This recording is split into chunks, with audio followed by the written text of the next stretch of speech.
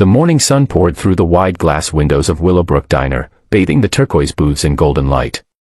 Outside, the streets were already humming with the sound of engines, the world waking to another ordinary day. But inside, for one woman named Clarissa Hayes, nothing about this day would remain ordinary.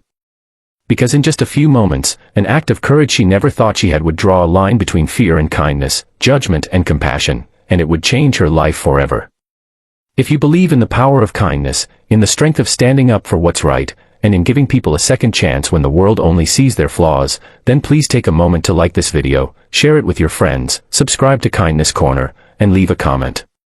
Your support helps us spread these stories that remind us of the good that still exists in this world. Clarissa had been working at Willowbrook Diner for nearly 6 years. The little diner was her lifeline after her husband walked out, leaving her to raise her teenage son, Evan, alone. Each day was the same: early mornings, the hiss of the coffee machine, the clatter of plates, and the smell of pancakes wafting through the air. Though her routine was simple, it carried a quiet dignity, for Clarissa's strength came not from grandeur, but from perseverance. She wore her uniform with pride, even when her feet ached and her paycheck barely covered the bills. That morning, a man walked in who drew every eye in the room. His presence was heavy, almost commanding. He had a long gray beard, his arms inked with tattoos that told stories few dared to ask about. His leather vest bore the unmistakable patches of a Hell's Angels biker. He moved with a quiet seriousness, sliding into a booth near the window, his eyes carrying the weight of someone who had lived on the edge of both law and life. Some customers shifted uncomfortably, whispering under their breath. Others glanced at the door, unsure whether to stay or leave. Clarissa, however, simply picked up her notepad, forced a polite smile, and approached. She had seen all kinds walk through these doors: broken men, lost souls, dreamers, and drifters. To her, this man was just another customer. She poured his coffee with steady hands and said nothing more than a gentle, "Here you go." And for a brief moment, his stern expression softened, a flicker of gratitude in his eyes. But peace shattered as the diner door swung open and 2 uniformed officers walked in, their faces tense with suspicion. The entire room stiffened as their boots echoed against the linoleum floor. Their eyes landed on the biker, and without hesitation, they marched toward him. Whispers rippled through the diner like a sudden chill. People leaned closer to their booths, anticipating confrontation. The biker didn't move. He didn't argue, didn't raise his voice, he just sat there, staring into his cup as if bracing himself for a storm he had weathered too many times before. The officers ordered him up, their hands near their belts, their tone sharp and accusatory. The atmosphere thickened, fear pressing against every wall. Customers stopped chewing, forks hovered midair. And then something happened no one expected. Clarissa, with her trembling hands and fragile frame, stepped between the officers and the men they were ready to drag away. Her voice was steady but soft, carrying a conviction she didn't know she possessed. She told them he had done nothing wrong, that he had simply walked in for a cup of coffee like any other customer. She reminded them this was her diner, her floor, and unless they had a warrant or a reason, they had no right to harass him here. The diner fell silent.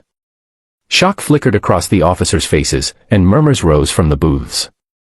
No one had ever seen Clarissa speak up this way, least of all to the police. But she stood her ground, her eyes fierce with something deeper than defiance. It was compassion. She saw not the patches on his vest, not the scars on his arms, but the humanity in his weary eyes. After a tense moment, the officers exchanged a look, muttered something under their breath, and left the diner, their heavy steps fading into the distance. Clarissa exhaled a shaky breath, her heart pounding so hard she thought it might burst. She turned to the biker, who stared at her in stunned silence. For a moment, he looked as if he might say something, but instead, he simply nodded once, his eyes glistening with unspoken gratitude. He finished his coffee quietly, left money on the table, and walked out. That night, Clarissa replayed the scene over and over in her mind. She wondered if she had made a mistake, if standing up for him would bring trouble to her door. She tucked Evan into bed, but fear gnawed at her heart. She was just a waitress, just a woman trying to survive.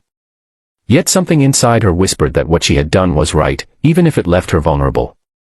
The next morning, Clarissa arrived at the diner as the sun rose, the air crisp with the smell of dew.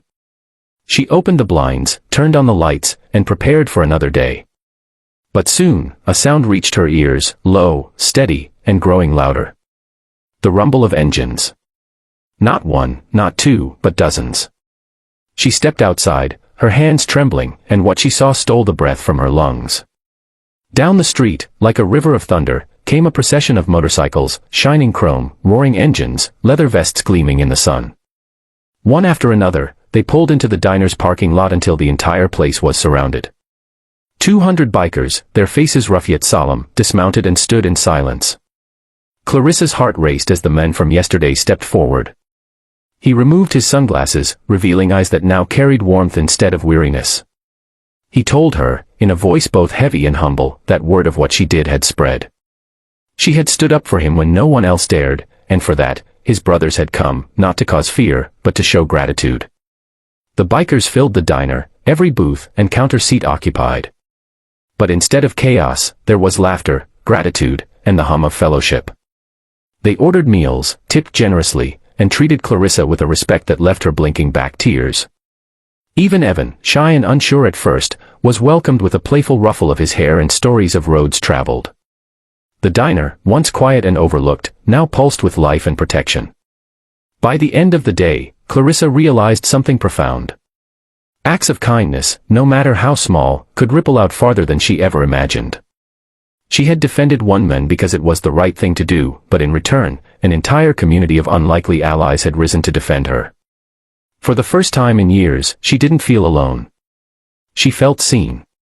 She felt safe. If this story touched your heart, please take a moment to like this video, subscribe to Kindness Corner, and share it with someone who needs a reminder that kindness still exists in this world. Your support helps us keep telling stories that inspire.